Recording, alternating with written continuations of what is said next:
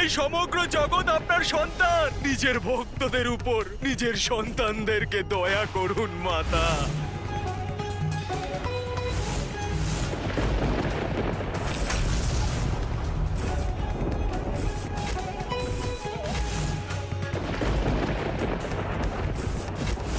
যে উদ্দেশ্যের জন্যে প্রভু শ্রীরাম পাপী রাক্ষসদের বিনাশ করেছিলেন, সেই সব কিছু ব্যর্থ হয়ে যাবে। ধর্মযুদ্ধের জন্য যারা বলিদান দিয়েছেন সব বৃথা হয়ে যাবে মাতা। মাতা, ওনার কথা একবার ভাবুন মাতা। যখন উনি জানতে পারবেন যে যুদ্ধের জন্য উনি এত ত্যাগ করেছেন, এই সংসারকে রক্ষা করার জন্য যে বলিদান তিনি দিয়েছেন, সেই ত্যাগ আপনার ক্রোধাগ্নিতে ভস্ম হয়ে যাচ্ছে।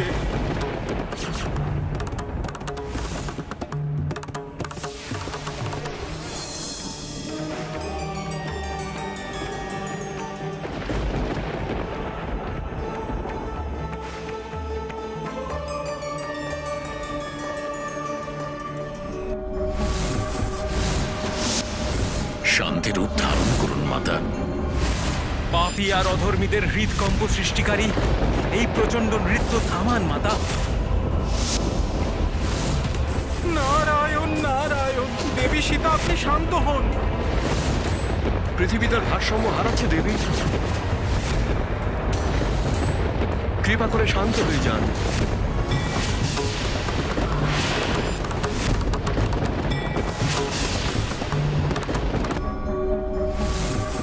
শান্ত হয়ে যান মাতা, শান্ত হয়ে যান।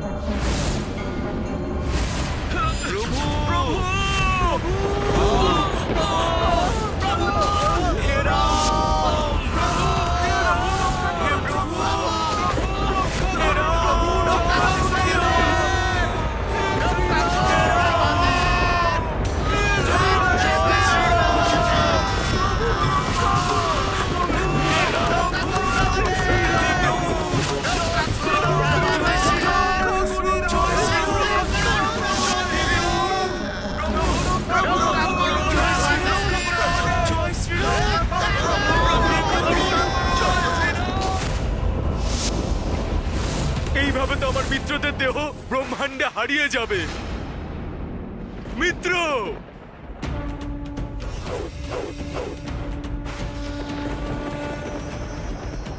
হনুমান, ক্রোধের আগুন বড় ভয়ঙ্কর হয়ে ওঠে। ও অন্য কেউ না, স্বয়ং নিজেকেও ভস্ম করে দেয়। আমার তো ভয় হচ্ছে যে শীঘ্রই যদি মাতার ক্রোধ শান্ত না হয়, তাহলে উনি প্রলয়ঙ্কারী বিনাশ তো করবেনই, আর নিজেকে স্বয়ং উনি ধ্বংস করে ফেলবেন।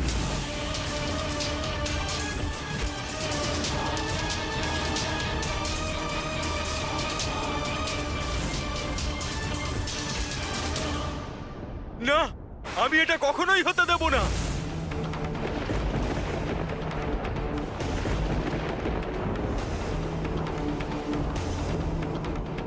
কিন্তু মাতাকে শান্ত করার কোনো উপায় তো আমি দেখতে পাচ্ছি না। এবার আপনারাই আমাকে কোনো উপায় বলে দিন।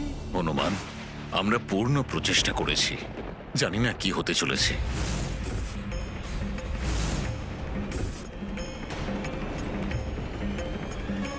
কোনো উপায় তো নিশ্চয়ই আছে মাতার এই ক্রোধকে শান্ত করার।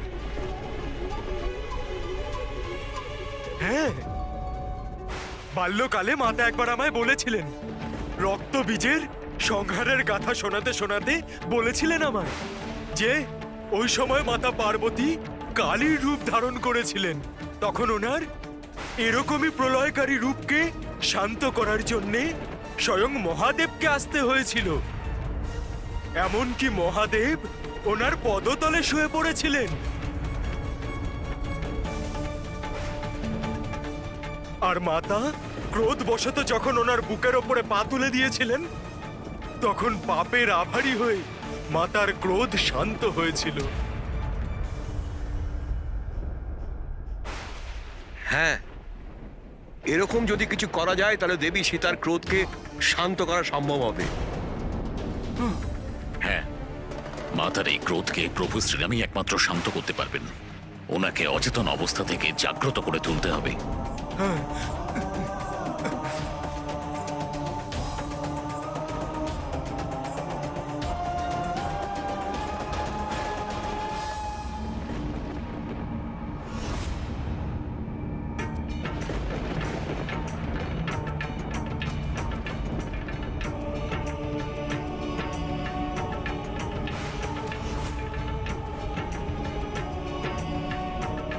কিন্তু প্রভু তো নিজেই শক্তিহীন হয়ে পড়েছেন। উনি কি করে উদ্বিগ্ন মাতাকে শান্ত করবেন? নারায়ণ নারায়ণ। হ্যাঁ দেবরাজ, দেবী সীতার এই মহাশক্তি রূপ আরো ভয়ঙ্কর হয়ে উঠছে। কি করে করবেন প্রভু এটা?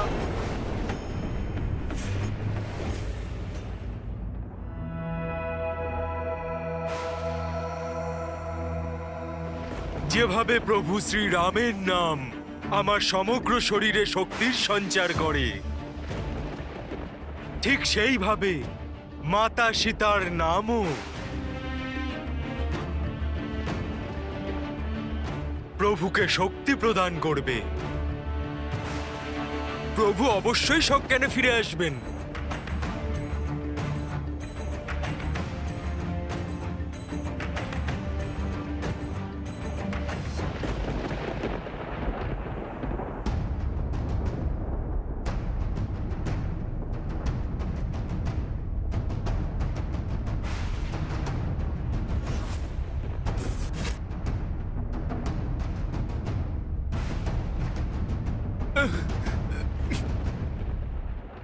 প্রভু, এই অচেতন অবস্থা থেকে জাগুন।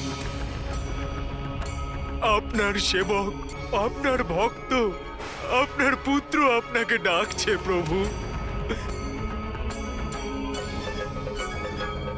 প্রভু, জগৎকে শেষ হয়ে যাওয়ার হাত থেকে বাঁচানোর জন্য মাতা সীতার রৌদ্র রূপকে শান্ত করার জন্যে ওনাকে এটা জানানোর জন্য যে সবকিছু আবার পূর্বাবস্থায় ফিরে আসবে। আপনার জেগে ওঠা ভীষণ প্রয়োজনীয়।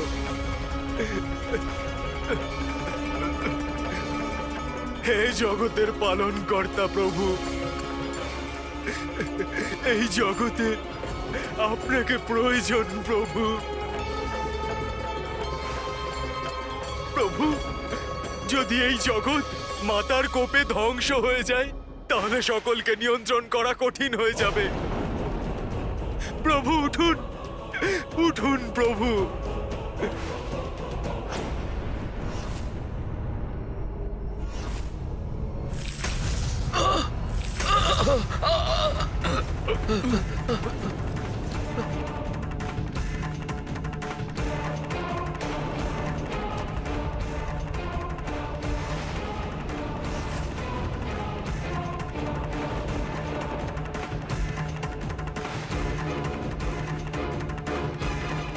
প্রভু, প্রভু দেখুন, মাতার প্রকোপ থেকে উৎপন্ন হওয়া এই ভূমিকম্পটা দেখুন প্রভু। মাতাও এটা চান যাতে আপনি সজ্ঞানে ফিরে আসেন।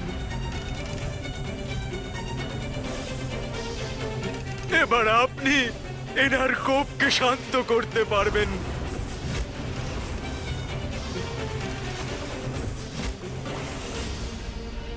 প্রভু জাগুন।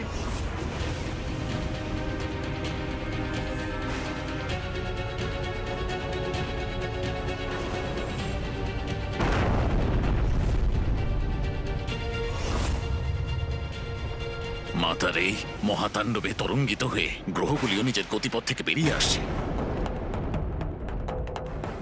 প্রভু জাগুন। প্রভু, যদি আপনি আমাকে আপনার শ্রেষ্ঠ ভক্ত মনে করেন, নিজের সেবক মনে করেন, তাহলে আমার কথা শুনুন প্রভু। যদি আপনি চান যে এই সংসারের অনিষ্ট না হোক আর আমার কোনো সর্বনাশ না হোক, যদি আপনি চান যে মাতা সীতা সুস্থ থাকুক, কুশল থাকুক, তাহলে আপনাকে জাগতে হবে প্রভু।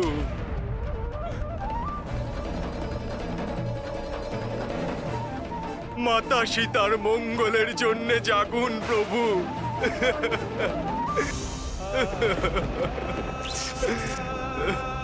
প্রভু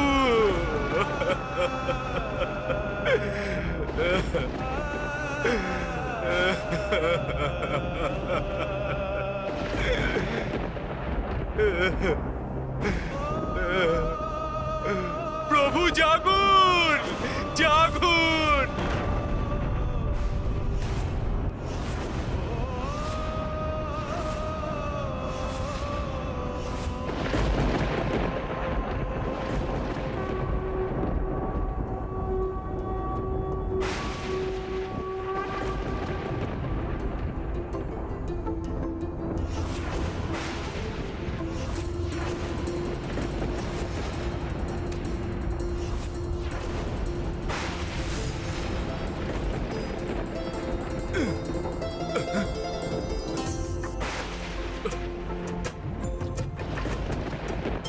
প্রভু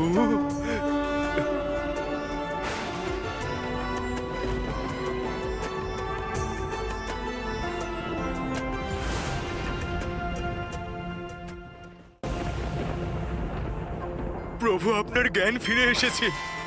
তাহলে এবার সব সংকট কেটে যাবে। মাতা সীতাও শান্ত হয়ে যাবেন। সীতা কোথায়? সীতা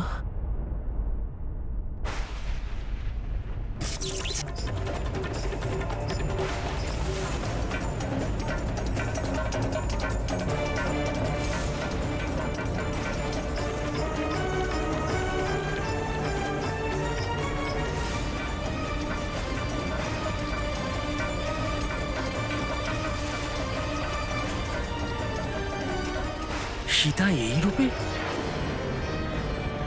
হনুমান,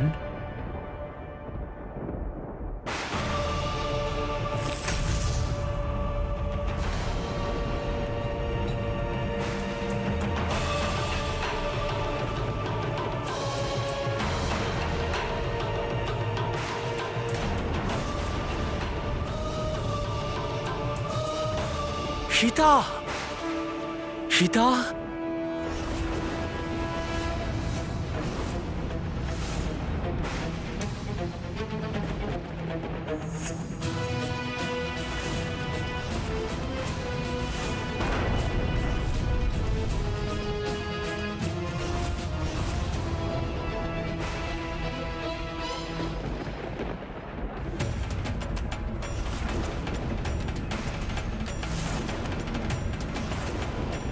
যদি প্রভু শ্রীরাম মাতার এই প্রলয়ঙ্কর তাণ্ডবকে শান্ত করতে না পারেন, তাহলে গ্রহগুলোর মধ্যে সংঘর্ষ বাঁধবে, সৃষ্টির আধারই নষ্ট হয়ে যাবে। কিন্তু দেবরাজ, মাতা তো বোধ বুদ্ধি হারিয়ে ফেলেছেন। যদি শ্রীরামের সঙ্গেই কিছু অনিষ্ট।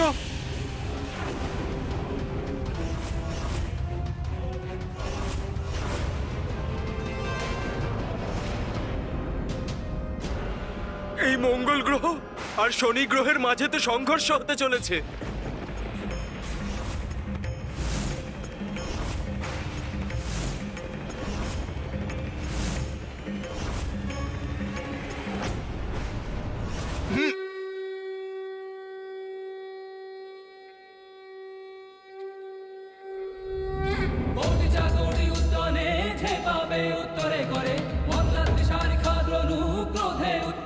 বলে আনিলা মাগুতি নেলা আলা গেলা মনগতি মনাশি ডাকিলে মাগে গতিশী তুলনা নশে রূপী মহারুদ্র বজ্র হনুমান মারুতি বনারী অঞ্জনী সুত রামদূত প্রভঞ্জনা মহাবলী প্রাণদাতা সকলং উঠবি বলে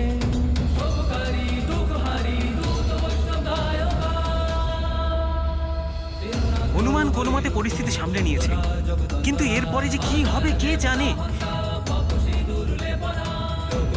জগন্নাথ প্রাণনাথ পুরাতন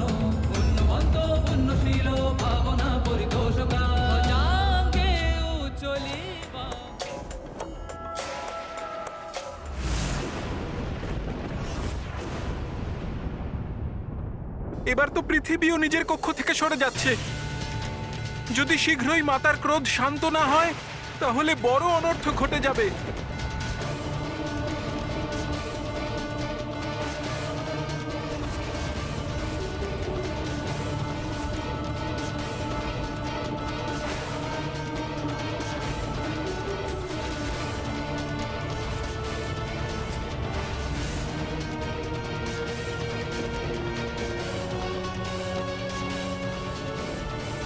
মাতা তো মহারুদ্র রূপ ধারণ করে ফেলেছেন। সমস্ত গ্রহকে ধ্বংস করে ফেলবেন মাতা।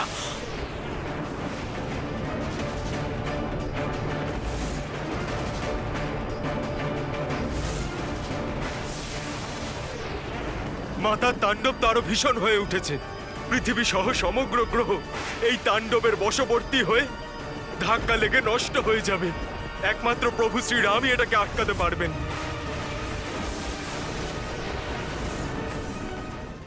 সীতা,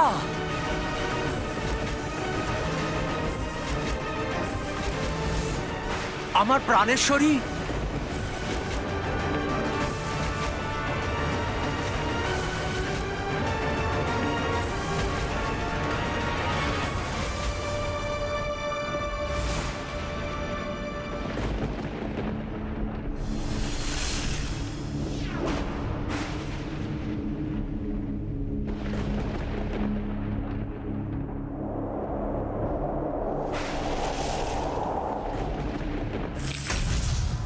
হে মহাশক্তি, ওই দুষ্ট শতাননের আপনি নাশ করে দিয়েছেন,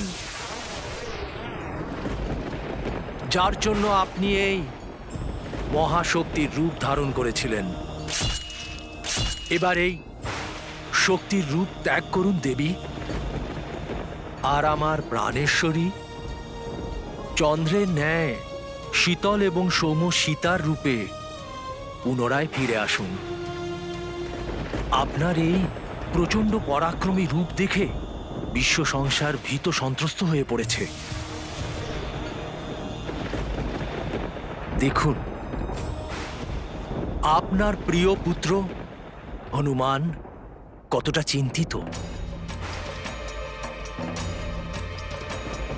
আপনি আপনার এই রুদ্র রূপ ত্যাগ করুন দেবী, ত্যাগ করুন।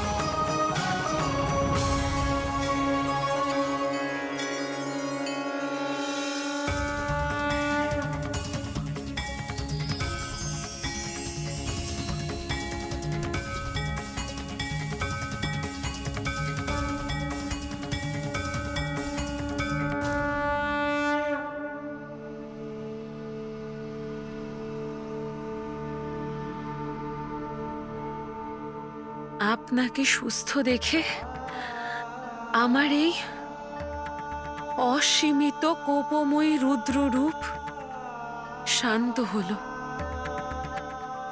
এই অসম্ভব কার্য আপনার কল্যাণময় দর্শনের জন্য সম্ভব হলো। মহাশক্তির রৌদ্র রূপকে এভাবে শান্তভাবে দেখা ভীষণই দুর্লভ। আর এই রূপের দর্শন যে পায় সে বরদান প্রাপ্ত হয়।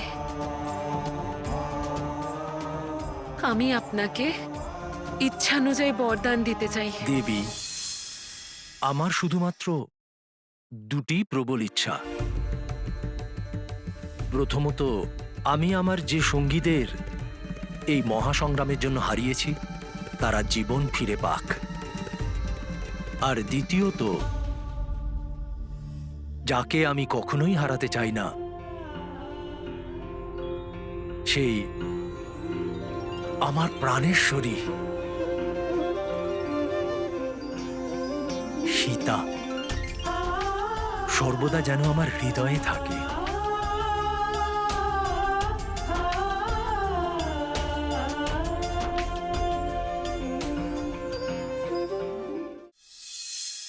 আমি মহাশক্তি, কিন্তু একজন নারীও। আর নারী পত্নী ও মাতা দুজনেই হয়।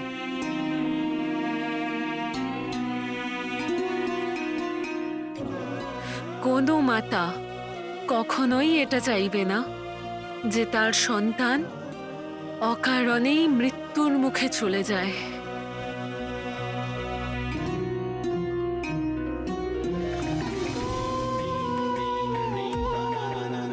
আর আমি পত্নীও, এই জন্য আপনার দ্বিতীয় ইচ্ছাকেও অস্বীকার করতে পারি না।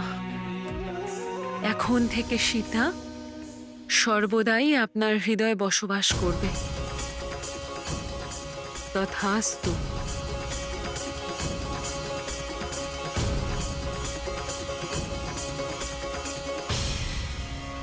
আপনার কাছে বরপ্রাপ্ত হয়ে আমি কৃতার্থ হলাম দেবী।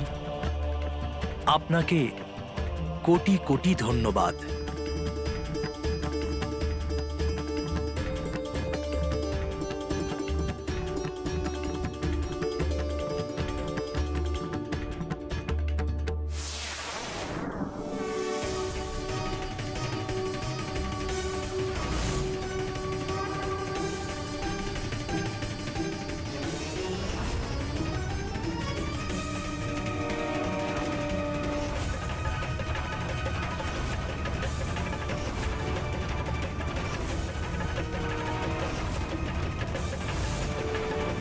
এই আভা কিসের? নতুন কোনো বিপদ? না না না না না, এবার সবকিছু কুশল আর মঙ্গলময় হওয়া উচিত।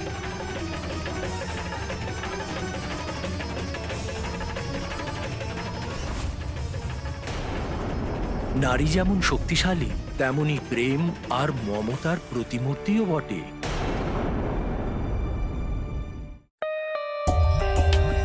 For more updates, subscribe to our channel, click the show links and enjoy watching the videos.